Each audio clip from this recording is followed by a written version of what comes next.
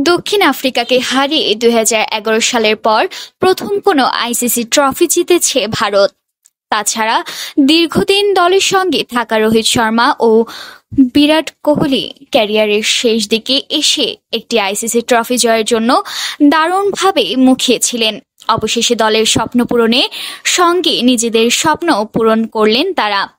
গেল বছর ঘরের মাঠে ওয়ানডে বিশ্বকাপে অপরাজিত থেকে ফাইনালে উঠলেও অস্ট্রেলিয়ার কাছে হেরে হৃদয় ভেঙেছে ভারতের। গতকাল শনিবার সে ক্ষত শুকিয়েছে রোহিত কোহলিদের। ১৩ বছর পর শিরোপা জিতে উচ্ছ্বাসে ভাসছেন দলের ক্রিকেটাররা। বিশ্ব জয় করা ভারতীয় দলকে ২.৪৫ মিলিয়ন মার্কিন ডলারে প্রাইজ মানি দিয়েছে আইসিসি, বাংলাদেশি মুদ্রায় যার পরিমাণ ২৮,৭৫,০০,০০০ টাকারও বেশি। এবার রোহিত কোহলিদের জন্য বড় অঙ্কের অর্থ পুরস্কার ঘোষণা করেছে ভারতীয় ক্রিকেট বোর্ড।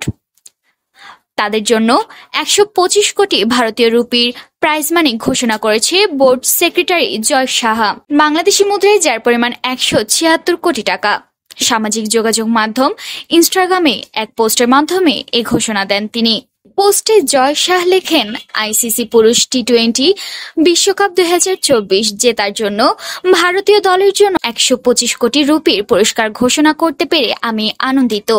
দলটি পুরো টুর্নামেন্ট জুড়ে ব্যতিক্রমী প্রতিভা, সংকল্প এবং খেলা প্রদর্শন করেছে। এই অসামান্য কৃতিত্বের জন্য সব খেলোয়াড়, কোচ এবং সহায়ক কর্মীদের অভিনন্দন। ২০০৭ সালে টি-20 বিশ্বকাপের প্রথম আসরে শিরোপা জিতেছিল ভারত। এবার দ্বিতীয়বারের মতো শিরোপা জয়ের স্বাদ পেল তারা। এই বিশ্বকাপ জিতে বিরল এক রেকর্ড করেছে রোহিতরা। অপরাজিত থেকে শিরোপা জিতেছে। এর আগে আর কোনো দল অপরাজিত থেকে টি-20 বিশ্বকাপে শিরোপা জিততে পারেননি।